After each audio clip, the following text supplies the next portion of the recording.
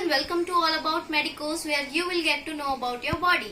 So आज की video में हम बात करेंगे माइक्रोबायोलॉजी के बारे में। क्या होता है माइक्रोबायोलॉजी और क्या है इससे जुड़े हुए सारे टर्म्स। माइक्रोबायोलॉजी हर स्टूडेंट को थोड़ा सा टफ लगता है, तो आज सिंपल तरीके से जानेंगे कि माइक्रोबायोलॉजी और उससे जुड़े हुए टर्म्स क्या होते हैं। अगर आपने अभी तक हमारे चैनल को सब्सक्राइब नहीं किया है या आप पहली बार देख रहे हैं तो प्लीज बेल आइकन को प्रेस कीजिए और सब्सक्राइब कीजिए ऑल अबाउट मेडिकोज को। सो आइए शुरू करते हैं। Introduction to medical microbiology starts with a question that what is actually microbiology? So microbiology is the branch of science that deals with the study of very small microorganisms that cannot be seen with the naked eye. आप microbiology किसी science की ऐसी branch को कह सकते हैं जिसमें आप बहुत स्मॉल माइक्रोऑर्गेनिज्म की स्टडी करते हैं जिनको आप नेकेड आई से नहीं देख सकते हैं, जिनको देखने के लिए माइक्रोस्कोप की ज़रूरत पड़ती है। They are found almost everywhere in nature and are in constant interaction with human and other life forms. ये आपको हर जगह मिल सकते हैं और साथ ही ह्यूमंस और अदर लाइफ फॉर्म्स के साथ इनका इंटरेक्शन जो है वो बहुत ही ज़्यादा आपको देखने में मिल सकता है। जानते हैं माइक्रोबायोलॉजी की कुछ फील्ड्स के बारे में।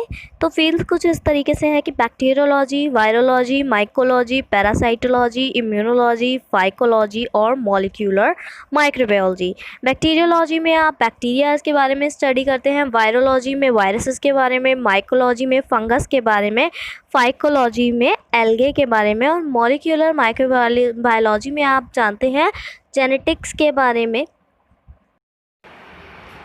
बात करते हैं माइक्रोबायोलॉजी की हिस्ट्री की, तो 1676 में सबसे पहली बार एंटोनी वॉन लीeuwenhoek ने ऑब्जर्व किया था बैक्टीरिया और माइक्रो ऑर्गेनिज्म को अंडर एक सिंगल लेंस माइक्रोस्कोप जो उन्होंने खुद बनाया था। फिर 1796 में एडवर्ड जेनर ने एक मेथड डेवलप किया था जिनमें उन्होंने एक चाइल्ड को इम्यूनाइज किया था स्मॉल पॉक्स के अगेंस्ट। देन आपका 1876 टू 1884 में रॉबर्ट कोच ने एक आइसोलेशन किया था बैक्टीरिया का एक प्योर कल्चर में। Now let's study some terms that are used frequently in microbiology. So first term is pathogens. Pathogens are the microorganisms that are capable of causing disease. Pathogens कोई भी ऐसे microorganism होते हैं जो disease cause करने में able होते हैं। दूसरा टर्म है आपका common cells. Common cells ऐसे organism होते हैं जो आपकी बॉडी में रहते हैं बिना आपको कोई नुकसान पहुंचाए, बल्कि कई चीज़ों में ये आपको फ़ायदा भी देते हैं। थर्ड आपका टर्म है अपॉर्चुनिस्टिक पैथोजेंस। अपॉर्चुनिस्टिक पैथोजन आपके नॉन पैथोजेनिक ऑर्गेनिज्म होते हैं जो कि कभी कभी पैथोजन की तरह भी एक्ट कर सकते हैं किसी किसी कंडीशंस में। Now talking about some more terms, तो टैक्सोनॉमी एक नाम है, एक वर्ड है जो आप सुनते हैं। तो टैक्सोनॉमी एक ऐसी प्रोसेस है जिसमें आप माइक्रो ऑर्गेनिज्म को ग्रुप्स में अरेंज करते हैं। Then second one is nomenclature. Nomenclature is the system of naming the organism. आप माइक्रो ऑर्गेनिज्म को किस तरीके से नेम कर रहे हैं उसको नॉमनक्लेचर कहते हैं। नेक्स्ट सच टर्म जो आप सुनते हैं वो है फाइलोजेनेटिक क्लासिफिकेशन। तो फाइलोजेनेटिक क्लासिफिकेशन में आप बैक्टीरिया या वायरसेस का जो है क्लासिफिकेशन करते हैं उनके एंसेस्ट्री ओरिजिन्स के बेसिस पर। Next term is virulence. Virulence होता है कि किस डिग्री तक एक पैरासाइट पैथोजेनेसिटी को फैला सकता है, उसको वीरुलेंस कहते हैं। अब हमें कुछ टर्म्स तो पता चल गए, अब जानते हैं माइक्रो ऑर्गेनिजम्स के बारे में। तो माइक्रोस्कोपिक ऑर्गेनिज्म जिनको हम माइक्रोबायोलॉजी में स्टडी कर सकते हैं और जो हर जगह पाए जाते हैं उनमें से कुछ माइक्रो ऑर्गेनिज्म है। पहला है बैक्टीरिया। बैक्टीरिया एक माइक्रोस्कोपिक लिविंग ऑर्गेनिज्म होता है जो यूनिसेल्युलर यानी कि जिसका सिंगल सेल होता है और जो इंडिपेंडेंटली भी रह सकता है और एज एन पैरासाइट भी रह सकता है। सेकेंड है आपका वायरस। वायरस एक सब माइक्रोस्कोपिक इन्फेक्शियस एजेंट है जो कि केवल लिविंग सेल ऑर्गेनिज्म के लिविंग सेल में ही रेप्लिकेट यानी कि डिवाइड कर सकता है, जिंदा रह सकता है।